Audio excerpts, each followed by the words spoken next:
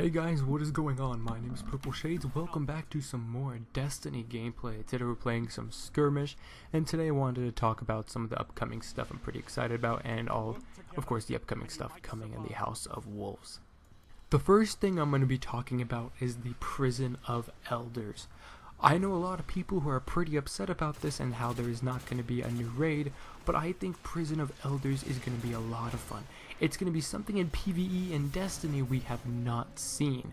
It looks very cool. So if you guys don't know what Prison of Elders is, how it works is that it's kind of like a wave type round. How it works is you go into an area, you fight Hive or Fallen, and then you defeat the boss, and then you move on to the next section, rinse and repeat. And I just see it being very fast paced. It's gonna be very cool, fast paced, like the raid can be fast paced sometimes. I feel like it's going to be as much or more fast paced in a PvE, and I've always been a big fan of PvE. I've never really been a big fan of PvP. Also, story missions. I think the story missions are really cool. They're gonna have, of course, an assassination like all the other times. I wouldn't really say assassination, just kill orders, I guess, where each mission you have to kill a boss, I believe, kind of like what happened with Eris Morn, except you had to go after I can't remember who the first boss name was. Then you had to go after in the Warmind, and then with Crota we had to kill Crota. I believe each mission has a kill order, but I'm very excited for the story missions. We're gonna go to places and see things we've never seen before. And I think it's one of those things where it's really just going to last us a week. The story missions, it's just not going to be long term. Then we have the Trials of Osiris.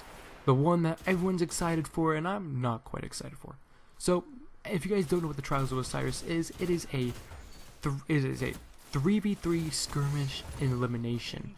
I believe how it works is you have to consistently win games, and if you win more games in a row, you get better gear, but I believe if you lose, let's say 3 matches in a row, you get kicked out. I don't remember exactly how you can get in. I'm not sure if it's, you have to get a consistent amount of wins before you can actually get a pass into the Trials of Osiris, or you can buy it. But the armor and weapons look really cool. But I can see this being as the people who are going to win are the people who use the most overpowered weapons. For example, I would not be surprised if somebody won the Trials of Osiris with the whole Thorn team. I would not be surprised by that whatsoever. So Trials of Osiris, I will give it a try, but it's something I'm not very excited for. A lot of my friends who are actually main Crucible players actually are excited for this, but I'm really not. Then we have the Reef. Oh boy, the Reef. That place looks gorgeous. It is a beautiful looking place with the purple atmosphere, the purple sky, the Awoken and the Fallen introduction. It just looks all really cool, and I can't wait to get in there. But there are also, with every expansion, of course, there is a bunch of good things, but there are quite a few bad things too, mainly a raid. Now I can understand why Bungie did not implement a raid inside this expansion. For reason being, let's put yourself in a situation. Imagine you are making a game. You and your friends, let's say a group of 5 friends, are making a game, and you want it to be great. You want it to be hard, challenging. You want people to actually work for what they have to do. But then you feel like the game is perfect, and you feel like this is going to be a great piece of content. You put it up for people to play, and then in a matter of days you're thinking people are going to have so much fun with this game because it's a challenge. If people want a challenge, they can play this game. But then days later you figure out the game has multiple exploits, and the game that you wanted to happen, the game that you thought was going to be a challenge for everyone, didn't, because everyone went through it just using glitches. Now, that would suck. If I was in that situation, I would be pissed. What the hell are people doing? How are they finding all these exploits? I wanted to play it this way. But people are humans, and humans will try to find the most easiest way to get through something difficult. For example, glitches in a raid. I've done glitches in a raid before. Now, when I go on now, not very many people are actually doing the glitches. I see people doing it more legitimately because they find it more fun doing it. But the main reason why Destiny probably is not doing a raid is because they don't want the same thing that happened with Crota's End. That game had so many glitches, I don't even know all of them. There were so many.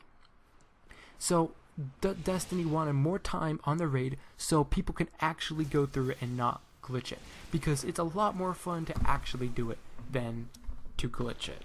In my personal opinion, I know quite a few people who think it's easier to glitch, but I find more fun actually doing it. Another thing I'm upset about, this is a pretty small thing, but this is a main upset for those people who were here since the very beginning, since Destiny came out, and that is Queen's Wrath gear. Now, I wouldn't say gear, I mean like emblems and shaders. The original emblems and shaders was like the Queen's Mark or something and Rose Gold. Rose Gold is one of my favorite shaders, and whenever it came out, it is now the most extreme rare shader out there, because it was a one-time thing that you could only get. Now nobody can get it until the House of Wolves happens.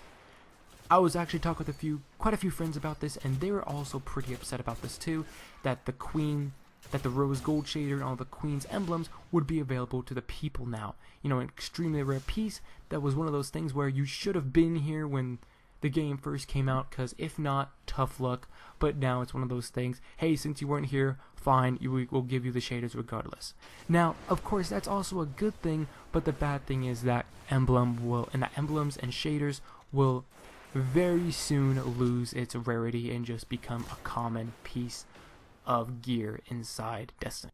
But the one thing I'm probably more excited about than anything that Destiny has announced is the new upgrade system. So you will require something I believe called Etheric Light. This item, and I think also exotic shards, will allow you to upgrade almost all legendary. I'm not sure, I know it's raid, I'm not sure if it's like actually all legendary, and all exotic gear, weapons, armor, without resetting your stats. I'm very excited for that. But anyway, I hope you guys did enjoy the video. I will be bringing you guys a Mother's Day video tomorrow, and I will see you guys later. Targets eliminated. Congratulations, Guardians. Nice work.